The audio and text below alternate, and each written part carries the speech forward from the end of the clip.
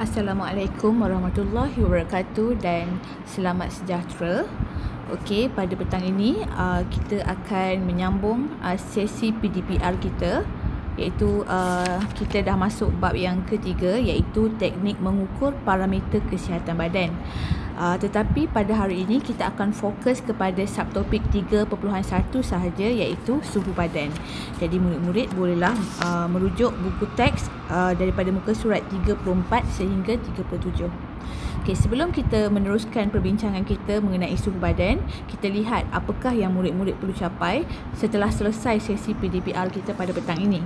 Jadi yang pertama, murid perlu tahu menyatakan definisi bagi suhu, menyatakan suhu badan yang normal bagi manusia, menyatakan 4 jenis termometer untuk ukur suhu badan, menerangkan teknik yang betul semasa mengukur suhu, dan boleh menyatakan sekurang-kurangnya 2 faktor yang menyebabkan suhu melebihi normal.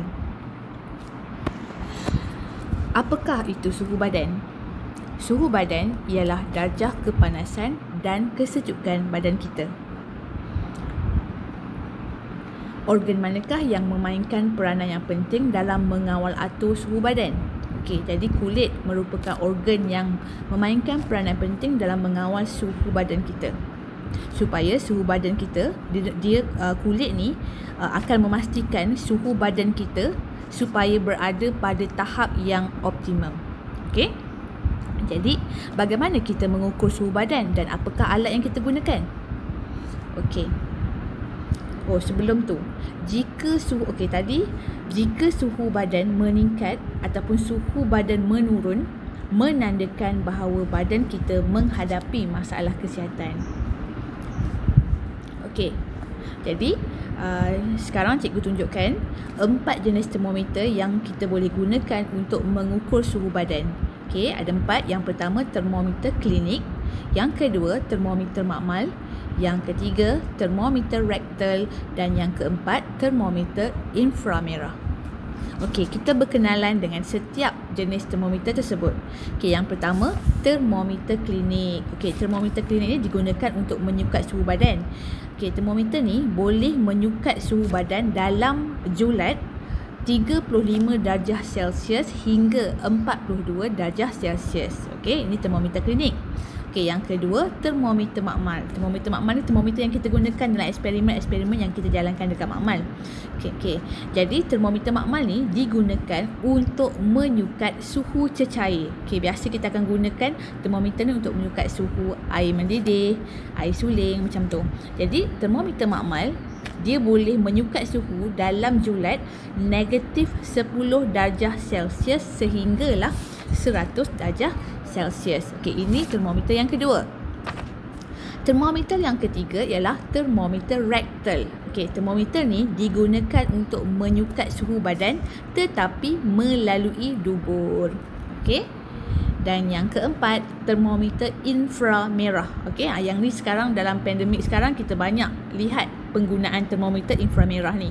Okey, termometer inframerah ni digunakan untuk menyukat suhu badan tanpa bersentuhan dengan badan. Okey, ni awak mesti dah biasa Okey. Bagaimanakah menggunakan termometer dengan teknik yang betul? Okey, kita lihat yang pertama. Bagi termometer klinik, sebelum anda mengambil bacaan, pastikan termometer itu berada di bawah 35 darjah Celsius, okey, sebelum digunakan. Okey, yang kedua, letakkan termometer di bawah ketiak ataupun di dalam mulut kira-kira 2 hingga 3 minit, okey.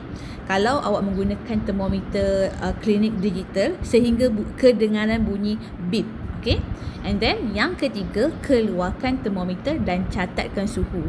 Okey, di situ cikgu ada tunjukkan skala dalam termometer klinik. Dia ada bahagian pencerutan, dia ada macam bengkok sikit kat situ. Okey, yang tu sebenarnya bertujuan supaya merkuri tu tak turun dengan cepat setelah kita keluarkan daripada mulut ataupun daripada ketiak. Okey, untuk memberikan bacaan yang tepat lah. Okey, tapi kalau termometer makmal tak ada benda ni. Sebab tu termometer makmal tak sesuai untuk ambil suhu badan manusia lah. Okey, jadi fungsi pencerutan tu untuk supaya merkuri tu tidak turun dengan cepat setelah kita keluarkan daripada mulut ataupun ketiak. Okey, bagaimana pula teknik yang betul untuk mengukur termometer, untuk mengukur suhu menggunakan termometer makmal? Okey, yang pertama macam cikgu sebut tadi, termometer makmal ni tidak sesuai untuk menyukat suhu badan sebab dia tak ada bahagian pencerutan. Jadi bila tak ada bahagian pencerutan, bila kita keluarkan daripada badan kita, merkuri tu senang cepat turun. Jadi sebab tu tak sesuai.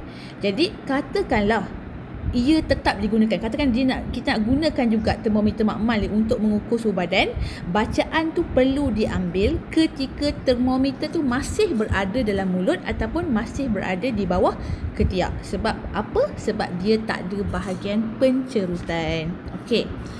Yang ketiga, yang ni bagaimana kita nak gunakan cara teknik yang betul untuk penggunaan termometer rektal. Yang pertama, penggunaan termometer rektal ni adalah bagi bayi yang kurang daripada 3 bulan. Okey. Cara penggunaan dia, yang pertama, sebelum menggunakannya, bahagian muncung termometer perlu dibersihkan dengan alkohol. Di mana seperti yang kita tahu, alkohol digunakan untuk membasmi mikroorganisma. Okey, yang ketiga, sapu jeli petroleum pada muncung termometer. Okey, jeli pada hujung tu untuk memudahkan termometer tu dimasukkan ke bahagian dubur bayi. Okey, bagaimana cara penggunaan dia? Yang pertama, cara nak guna dia, cara nak mengendalikan dia. Okey, yang pertama, angkat kaki bayi tu, angkat sedikit kaki bayi seperti dalam gambar. Masukkan termometer tu kira-kira 1.5 hingga 2.5 cm ke dalam dubur. Okey, biarkan termometer tu sehingga bunyi bip sebab yang ni ialah digital Okey, dah bunyi bip, rekodkan suhu. So itu cara bagaimana untuk menggunakan termometer rektal.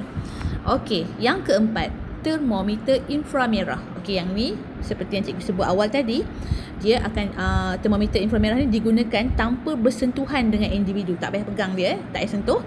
Okey, cara dia, arahkan termometer tu kira-kira 5 cm daripada individu, tetapi jangan halakan pada mata.